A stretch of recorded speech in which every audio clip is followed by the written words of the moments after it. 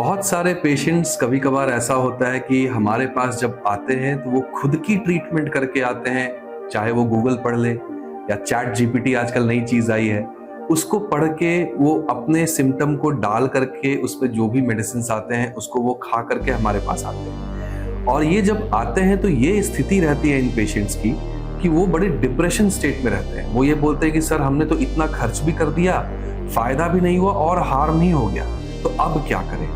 तो इस सिचुएशन में हम लोग सबसे पहले पेशेंट को यही समझाते हैं कि सर पहले आप गूगल को देखना बंद करो, चैट जीपीटी से मदद लेनी बंद करो, क्योंकि डॉक्टर कितना भी हो तो वो डॉक्टर होता है, वो आपको असेसमेंट करने के बाद दवा देगा।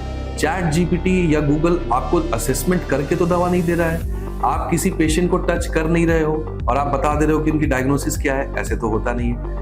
डॉक्टर्स का काम ये रहता है कि जब कोई पेशेंट आता है तो उसको प्रॉपरली असेस करता है, उसके वाइटल्स को चेक करते हैं, उनको एग्जामिन करते हैं, उससे रिलेटेड जो भी सिम्टम्स हो रहे हैं उससे रिलेटेड उनको इन्वेस्टिगेट करते हैं और तभी वो दवाई बताते हैं या फिर कोई सर्जरी करनी हो तो वो बताते हैं। तो ये एक साइंटिफिक प्रोटोकॉल है जिसको डॉक्टर्स फॉलो करते हैं। गूगल क्या करता है, बस आपके सिम्टम को सुनेगा, या तो वो सबसे डेंजरस बीमारी बता देगा कि आपको सीधे कैंसर हो गया, जिसके लिए पेशेंट हमारे पास जब आते हैं तो वो ऐसे डिप्रेशन स्टेट में रहते हैं कि सर मैंने पढ़ा था।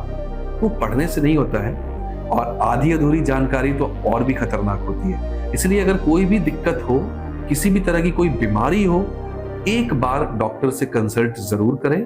उसके बाद अगर आप चाहें तो उसके बारे में पढ़ जरूर सकते हैं, लेकिन इनिशियल कंसल्टेशन हमेशा एक डॉक्टर की होनी चाहिए।